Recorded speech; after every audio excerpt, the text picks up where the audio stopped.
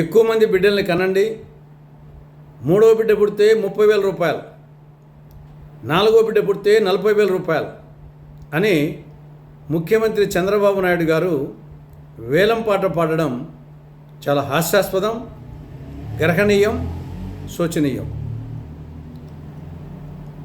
సరే, బిడ్డల్ని కంటారు, సరే, ఎవరు సాకేది ఎవరు? ఇది ఎలా ఉందంటే, గుర్రపు నాడా దొరికిందని గుర్రాన్ని కొని గుగ్గులు పెట్టలేక చచ్చాడంట ఒకడు. మీరిచ్చే ఆ 30,000కు 40,000కు ఆశపడి కన్న తర్వాత వాళ్ళని సాకేది ఎవరు? ప్రపంచంలో 242 దేశాలు ఉన్నాయి. ప్రపంచ మొత్తం జనాభా 809 కోట్లు. అందులో ఒక్క భారతదేశపు జనాభానే 147 కోట్లు. అంటే ప్రపంచ జనాభాలో దేశాలలో నంబర్ 1 స్థానంలో ఉంది ఇప్పటికే. చైనా జనాభా 142 కోట్లు, అది 2వ స్థానానికి వచ్చింది. 3వ స్థానంలో ఉన్న అమెరికా జనాభా కేవలం 34 కోట్లు. మొత్తం ప్రపంచ జనాభాలో భారతదేశపు జనాభా 18%. ప్రపంచ భూవిస్తీర్ణంలో భారతదేశపు భూవిస్తీర్ణం 2.4%. జనాభానేమో 18%, భూవిస్తీర్ణం కేవలం 2.4%. ఇక జనసాంద్రత తీసుకుంటే, అంటే ఒక చదరపు కిలోమీటరు విస్తీర్ణంలో ఎంతమంది జనం ఉన్నారు, దాన్ని జనసాంద్రత అంటారు. ప్రపంచ సగటు జనసాంద్రత 55. భారతదేశపు సగటు జనసాంద్రత 488. 2వ స్థానంలో ఉన్న చైనా జనసాంద్రత 151. జనాభాలో 3వ స్థానంలో ఉన్న అమెరికా జనసాంద్రత 38. అభివృద్ధి చెందిన రష్యా జనసాంద్రత 9. ఆల్రెడీ అటు రాష్ట్రంలో కానీ దేశంలో కానీ ఉన్న వాళ్ళకే దిక్కులేదు.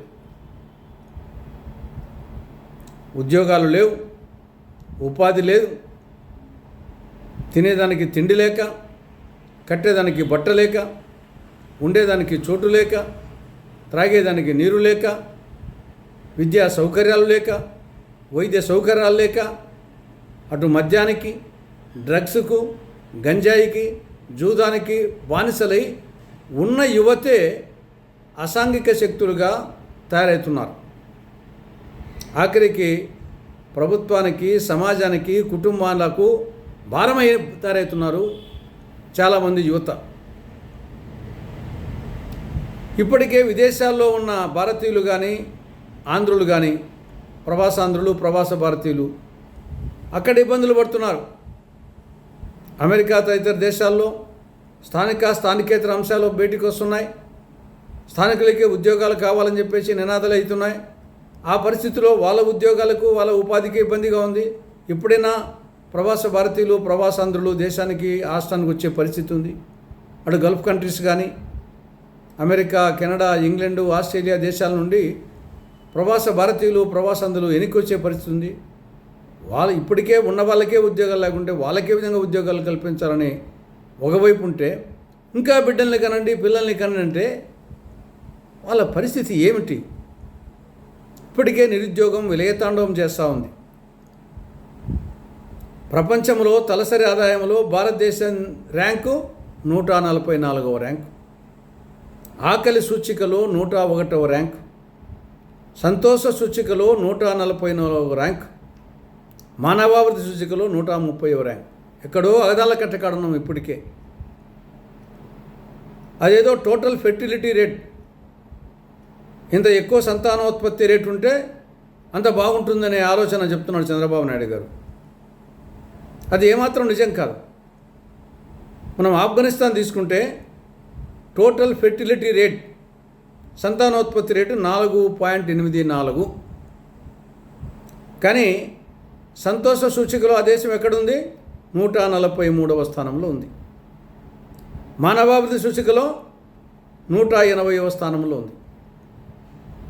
మరి అదే టైంలో ఫిన్లాండ్ అక్కడ టోటల్ ఫెర్టిలిటీ రేటు, సంతానోత్పత్తి రేటు 1.25 మాత్రమే.